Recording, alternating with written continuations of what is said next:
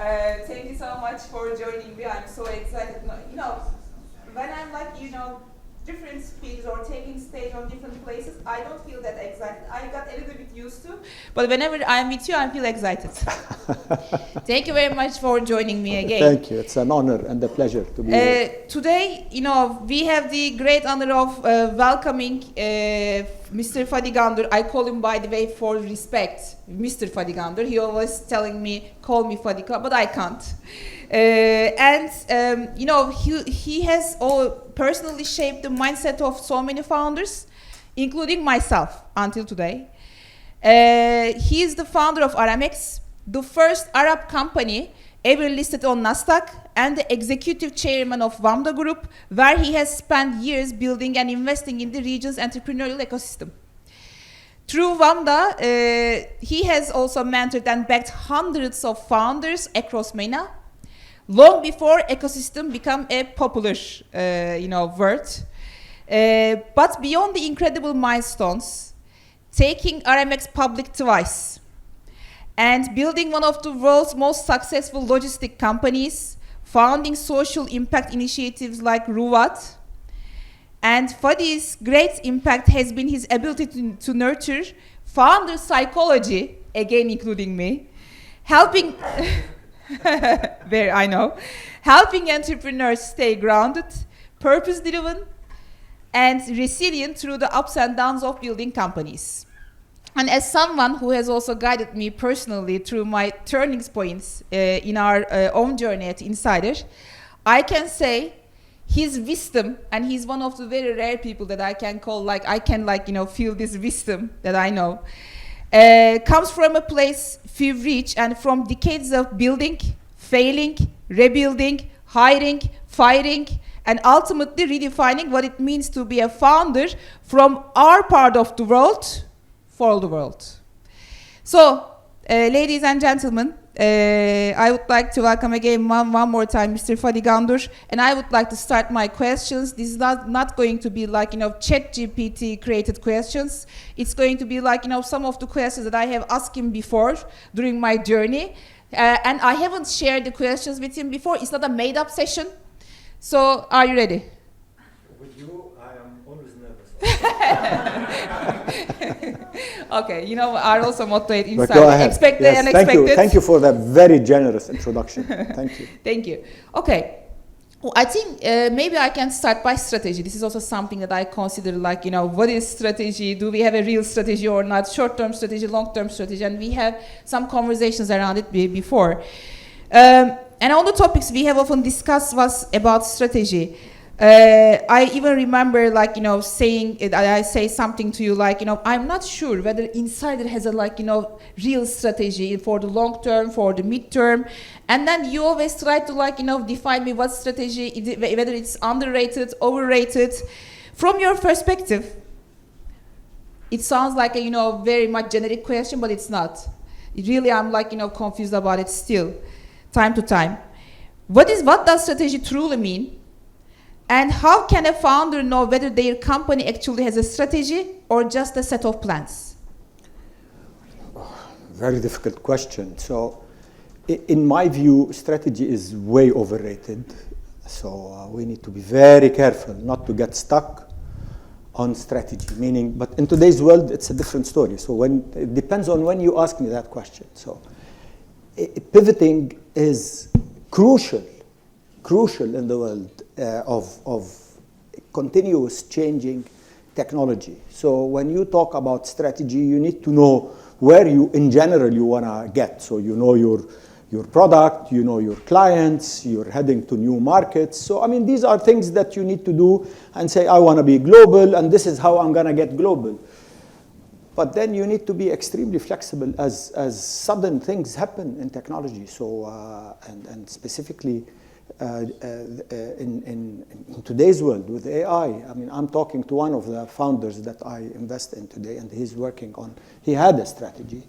And so suddenly he says, the technology is moving so fast that everything that I'm building now suddenly becomes obsolete within 6 months because there's so many new things popping up. So what I say is, yes, there needs to be strategy, But there needs to be, it needs to be a living concept, a living process, so that you are able to change it, move it.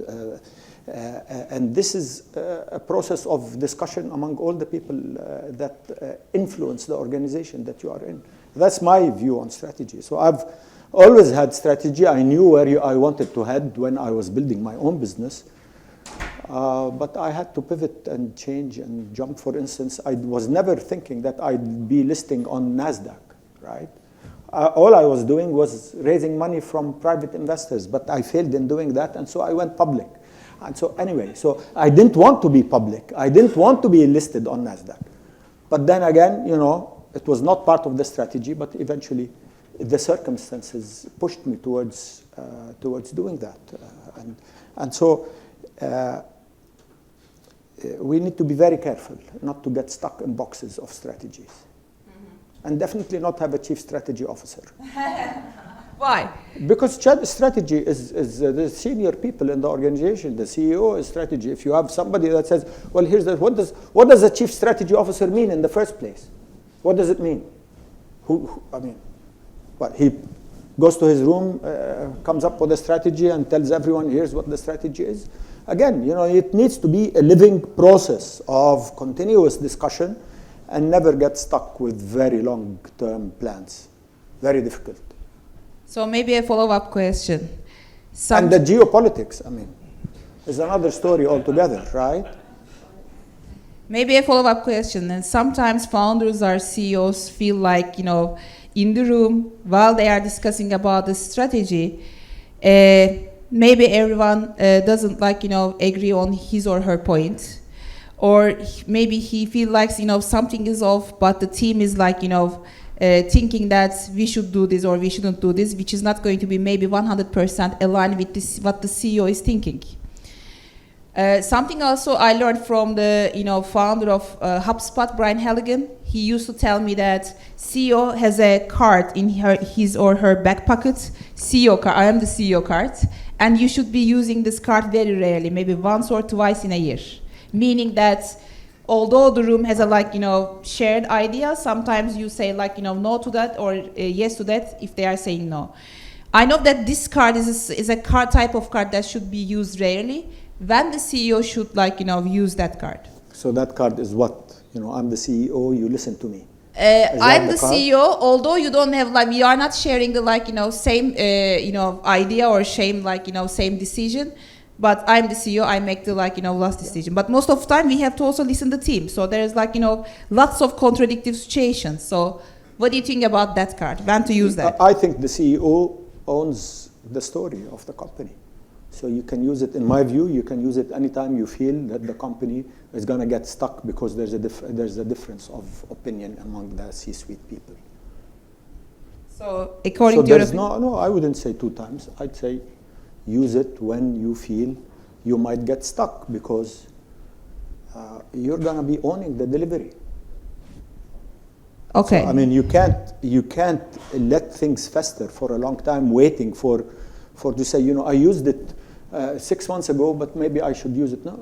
You know, the company needs to move fast, and you need to take decisions fast, and you need to fail with these decisions fast, and then you need to move forward again fast and pivot and change and do all sorts of things. So I am a believer that the CEO is the ultimate driver of the company, and whatever it takes to get it to where you think it's going to go, and you need to have not total consensus, but enough people that are going to push and move forward with you. You don't need to have everybody on board. You need to have enough of the influencers, I call them influencers, the people that actually move and shake the organization. You need to have enough of them to move with you, because you're not going to be able to move alone. And if everybody is against whatever you're saying, then that requires, there's a problem in the company. If we were in a 101, I would ask him, like, you know, lots of follow-up questions, minimum 3-4 follow-up questions about that. But later on, I'm going to ask it because I would like to touch the, like, different points. The CEO is king in the company, queen, in your case. Thank you. Okay, but this queen is most of the time very confused, but you can't losing self-confidence. You can't run the company as a democracy. Democracy is already failing outside anyway. So I mean, So let's just have some semblance of continuity and leadership and confidence without having to face continuous uncertainties. This affects the psychology of the people in the organization. So you need to move forward. You see, that's why I like him so much. So, I'm going to ask one generic question. I do the framing before asking the question, so they shouldn't be thinking that Hande is asking very generic questions. But people should know that I'm a CEO of a previous era, right? So they might disagree with a lot of the things that I am saying. I left my job in 2012, so I have not run a company for 14 years now, but I learn from you. So the questions you ask me are things that I learn and how to teach other entrepreneurs that are younger than you are, younger, and not in age, but in the age of the company. Yeah. You are very kind, thank you. But I think you only, for the last 14 years, you came across with many different entrepreneurs, yes, going through their journey from IDO to IPO. So that's why I think we have still lots of things that we can learn from you, as you can see. So generic question. Throughout the journey, you have worked closely with many founders. Yes. And, as an investor, you have been part of some of the region's most remarkable exits, including Karim, yes, including Souk. So from everything you have seen so far, what are the common threats you observe in truly successful entrepreneurs and founders? Well, there are people who know exactly where they want to go. So they're very determined, they're very stubborn in the sense of, regardless of, look, we live in a very difficult region. So most of the founders I sit with, if not all of them, are from this region. And this region is a politically challenged region. So, and it's a fragmented region. And scaling is very difficult within the region that I'm in, even though Turkey is a much bigger market and you can scale sometimes enough in Turkey. But people that understand that have a general knowledge of the region, that they are not only completely focused only on the technology that they're building. There are people that understand the complexities, willing to work within complexities. People that are building teams. I mean, you can't, the ability to build a team and to maintain a team is a very difficult process. And you need to understand, even though you are queen or king of the company, you need to have an incredible bunch of people that are going to be backing you to build the business with you. So these are critical elements, and the founders need to be excellent storytellers, because specifically in the very first 7 or 10 years, even until today, you're continuously fundraising. And when you're fundraising, you need to tell stories. You need to tell stories to your investors. You need to tell stories to your employees. You need to inspire them in telling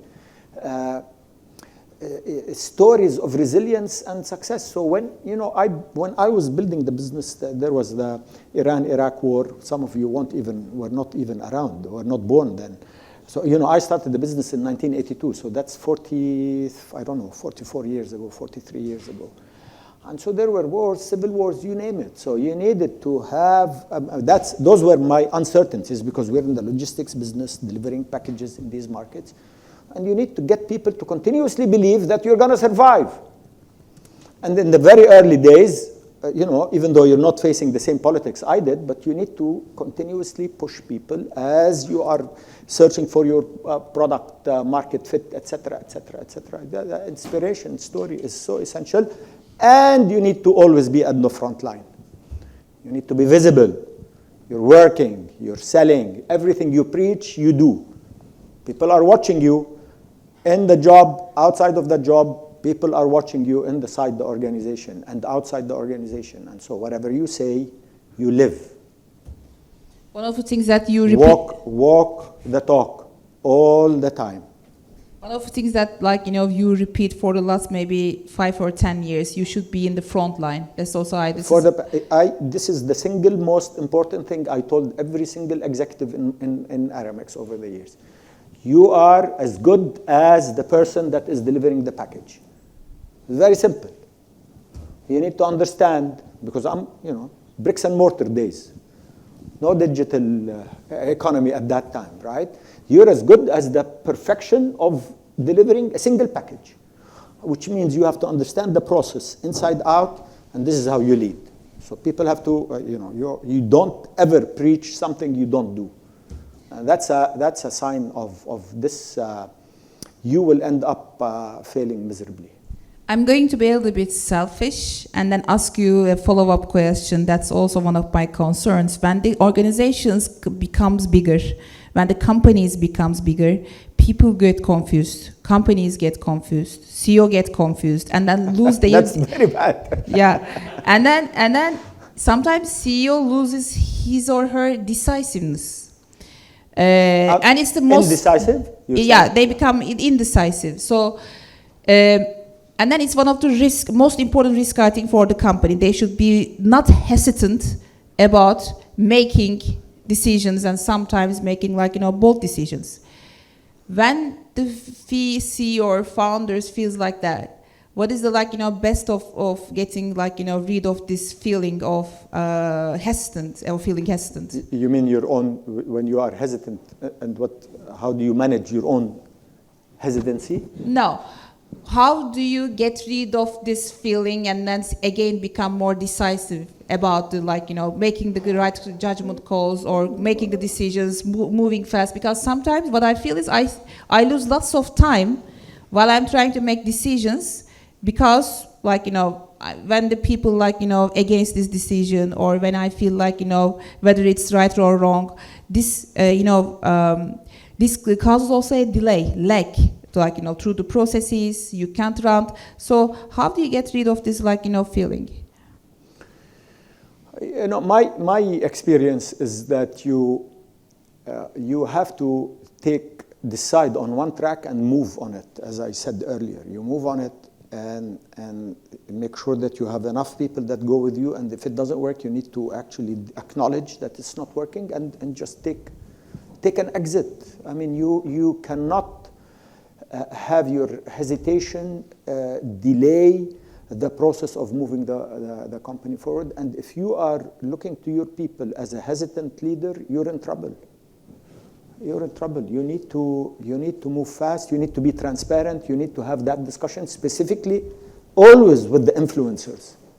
So there's the organization as a whole, and I'm not taking away from every single person that works in your company. Yes, everyone is important. But there are influencers in the organization, the people that move it along, the leaders, the community leaders inside. You have communities inside your organization. These are the people that need to be on board because they'll carry everyone else with them. Because if they feel your hesitancy, their own teams will feel it through their own leader inside the organization. So you need to make sure that there is transparency, there is a lot of discussion, and there is also, when you take a decision, you say, look, guys, I am taking this decision. I need you to be on board with me. And if it doesn't work, we need to pivot and move somewhere else. But that's, again, that's why the job of a CEO, especially when you scale, is just a 24-hour job. I mean, you need to be, there's no easy path towards this process. Yeah? The more ambitious you are, and the more difficult the job becomes. By the way, I was thinking that in the first years of Insider, we are working a lot, and we were we were leaving the office 11 o'clock. But when the things become bigger, I supposed to maybe delegate, but now I'm I feel like we are working much more harder. It became a 24 hours of But job. that's your style. I mean, criticization. Don't think all CEOs do what you do. As you know, it's difficult. It's delegation is also essential. I mean, delegation. Even the word delegation in today's world, in flat. I mean, you need to be as flat as possible so that decision making is made very quickly and moved very quickly. So you have to have. This is back to recruiting. Who are you recruiting? How good are they? Are they running with you? And are you going to take difficult decisions of people that are not running as fast as you are, to either tell them to go to a place where they're not required to be running fast because they can't, or you tell them to leave the organization? And that is a difficult thing to do, specifically if you have people that started with you early. Because what you are today and the people that were starting with you, I don't know, 7, 8 years, 10 years ago, are not everyone. In the very early days, everyone runs along because it's a different narrative, different story, different progression. But as the company grows, you are gonna lose people, and you're gonna let people go. Because they're not running fast, and they'll pull you back, specifically if they are in leadership positions. So don't get too emotional about your. I used to. I mean, but what I used to do with people who are not running as fast, but they were incredible people in the very early days, is I would not let them go, but I'd give them a job that keeps them around, but much less stressful. And so they go and they park somewhere. That's also the message I give to the company and people. If you are not going to grow as fast as, like, inside it, the company will eat you, including me, including, like, for the That's why you are in shape. I mean, yeah, it's like you're continuously on a treadmill. It doesn't stop, and the treadmill accelerates with time. It also moves sometimes up, sometimes it moves down. You need to have that flexibility but it doesn't stop. It's not gonna stop. Unless you are, you say, I want to stay small, here's who I am, you contain yourself in one place, but then somebody else will come and eat your lunch and you'll be out of business. Correct. Last two questions. As we are in global event, I would like to ask a question about, global growth.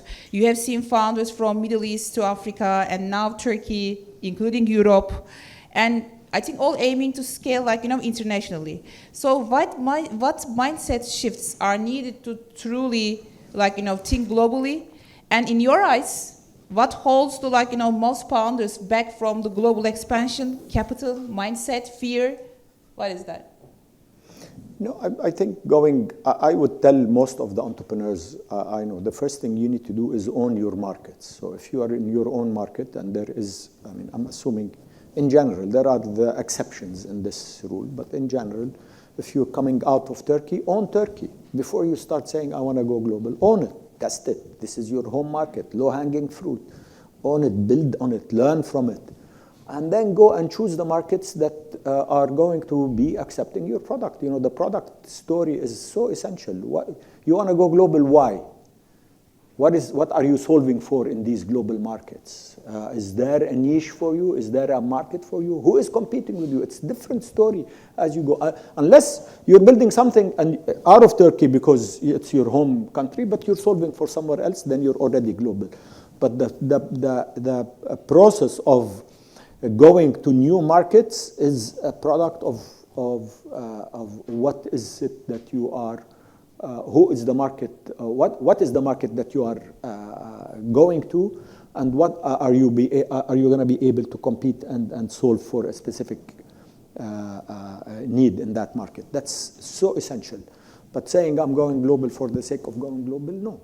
You go global because your product actually makes sense to be global. And for us, I'll take my own example very easily. We went global and focused on a specific market. We did not go global. We owned the business in Australia. We were in China.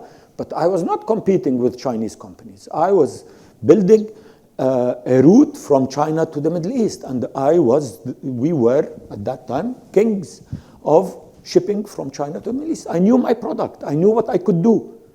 I had an operation in New York, but all the New York operation did was come and deliver in emerging markets. I was not competing with DHL in any place. Avoid these people unless you want to compete in their specific markets. But know what you have. Stick to your product that actually is what makes you different and what differentiates you from your competitors. Focus on it and go for the kill. One last question. By the way, do I have time to get questions from the room? Aslı?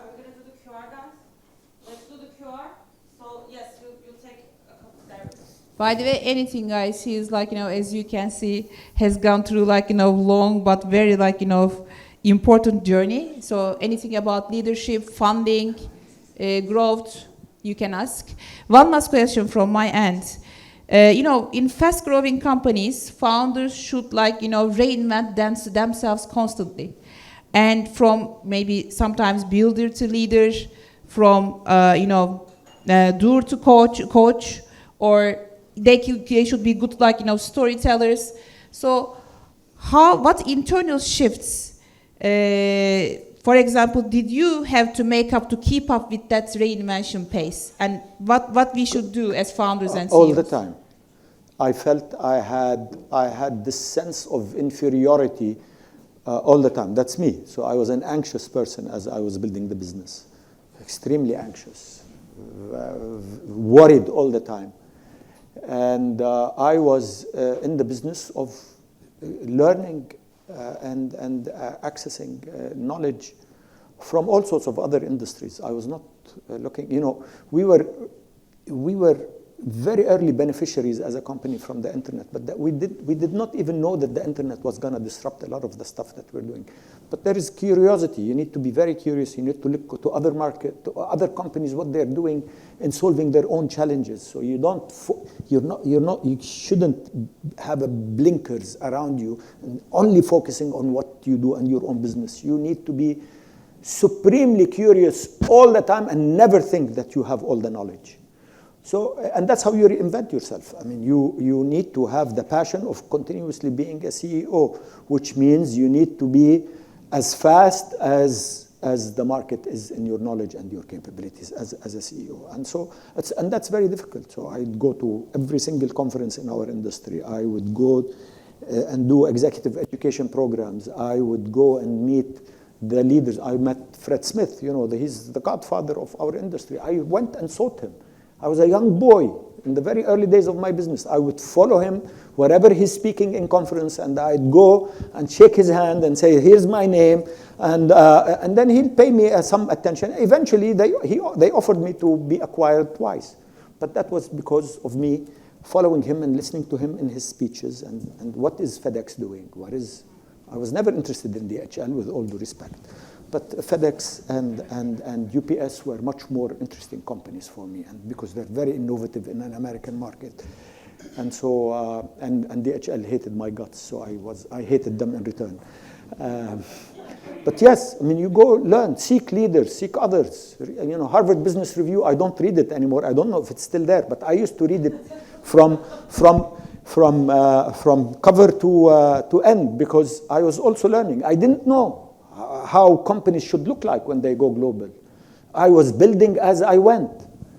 I didn't go to business school, and I never thought I'd be forget entrepreneur. I thought of myself as eventually as a corporate builder. But how do you learn that? You learn it, no matter who you think you are. You only learn when you're building. You only learn when you're building, because there's the imperfection of the process of building. When you read a case study, there is perfection in it. Or when you read a company story, Aramex is a successful company, but it is a process of so many failures. And that's where the learning happened. In one of our conversations, maybe 4 or 5 years ago, you told me once that I'm a very concerned and worried, CEO. And then you just told me, yes. just perform. Don't get worried. Just perform, and everything will be solved. Yeah, you can be both. By the way, you can be paranoid and go perform. Yes. I mean, your paranoia has to be part of your performance, because Completely. And every time you perform, you're going to get more paranoid because you want to do more. Completely. Right? I think they should and be. And that's who you are. So I mean, if I can assess you, you are a person that continuously does and continuously worries, which means you're a good CEO. Hopefully, thank you. And founder. And one of the things that I really like to repeat for myself is actually action relieves anxiety. Most of the time, people get anxious when there are no real action. People get actually anxious when there are no real actions. So that's why actually it's one of the things. And maybe last quote, that one of my favorite quotes that I would like to share. Do you write them and keep them here? How do you remember all this stuff? They were on my mind, but this one yes, I found the full version in a minute ago. So what is the difference between a hero and coward? There ain't no difference. Inside, they are both exactly alike, both scared of dying and getting hurt. But it's what the hero does that makes him a hero. What the other guy doesn't do that makes him a coward. So that's why actually I always, try to remind myself, don't be a coward, be your hero. Go get it, take the fucking action. Yeah, because what's the worst thing that can happen? You can go. Just go. I mean, you're building. The fire is already there. So you have to move. How much you can burn more and more. So Exactly. yeah, you're right. Exactly. Cool then. Thank you very much. Questions from you guys. Can you look on your iPad? I think we have some questions that came, but we only have. There's a password in this iPad. Oh, great. 7, 1, We're 2, learning 4. as we're building. Now our everyone own. knows the password. I'm gonna take it. It's a very distributed team, as you can see. Oh my God. Not couple of questions. Too many questions. Okay. That's what happens when you tell people to write the questions and not stand up, because a lot of people are shy to stand up, so they end up asking questions. Great, because it's also It's okay. I think Product market fit. I can see in here. Well, okay. Very quickly. What was the best... Okay, this is about me. I'm skipping this maybe to the last one. Team always complain we are changing our minds because we revisit strategy. How to get your teams move as swiftly when you as you ate? as you are. As you? As you are. So if I understand it well, team Yeah, tells you are. you you are confused because you continuously change your mind, right? Is It's very small. Is that? It's very small. Can we make it bigger a little bit? I cannot see. I'm going to be blind. I'm saying ridiculous things, so if you can make it bigger. Okay. My phone is not with me, so. And I'm already 40, so I can't see the clothes when I'm getting And close. congratulations, you are a mother now. Yes. That's the best finding. That Thank is you. the best thing that you can do.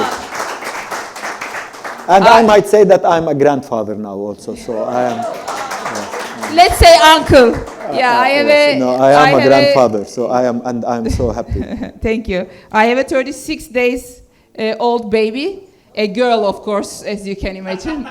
and so your anxiety is doubling now. Doubling, yeah. But we will find not the balance, we will find the integration. Yes, so yes. we will see. We will manage, hopefully, it all together. Alhamdulillah. So the question is, Huh. the team, the CEO okay. is trying to adapt and maybe change the strategy, but the team feels that he changes too often and they can't get on board, and they're complaining that the CEO is always changing their mind. Yeah, but that's a product of continuously discussing with the people. If you change your mind all the time, you need to explain why, and you need to have that transparency and that corporate culture that gets everyone to have that discussion. But changing your mind too much is questionable. I mean, you need to not change your mind, pivot from one place to another, but all the time, meaning what? Every weekend a new idea comes up. Depends on the age of the company also. Where are you in the process of building? But again, I would say complete transparency in saying why you want to change your mind. How are you going to go forward with the next level? And then you need to say, when does it, what is it, when, if you're explaining why you are changing your mind, then you need to say, because it's not solving the problem that I am addressing or you are all addressing. And so we need to continuously do that. But it's, again, I mean, it's a rare case. I don't see that anybody is going to be changing his mind or her mind all the time. I'd be happy to have a one-on-one if that helps. Thank you so much, both of you. I have Maybe one very last question. one last. Because it's a very important for his investor identity. Because we haven't asked any question about investments. How do you prioritize your new investments? How do you find target new investors? I mean, I think not investors. This question, new entrepreneurs. So we are, we've invested in 160, 70 companies, mostly in the past 25 years. So this is not my first investment was during the first internet wave. And so we are very early stage investors. So seed, sometimes pre-seed. In today's world, and we are seeing so many AI companies, you have to bet on the entrepreneur, because I am not able to see, you have to bet on the team that's coming in with their knowledge, with their AI capabilities, and you need to take a little bit more risk so that you give them the time to build the product, because I cannot see the products clearly, because there's such change, and Peter will tell you about that. so much change happening in AI that I'm not able to take that decision. So I'm betting on entrepreneurs and saying, this guy can build it, can learn, can pivot. He has enough knowledge about, and they have to be engineering. There has to be deep engineering AI talent. You cannot have the old story of founders who are simply building to, do e-commerce or stuff like that. It's a different world out there. There is extreme complexity. I'm not equipped for it. So I have to also build my own team that is equipped enough to understand what are we being told in this incredibly new technology. Thank you very much, and thank you all for listening. Thank you, Mr. Fadi. Thank you so much.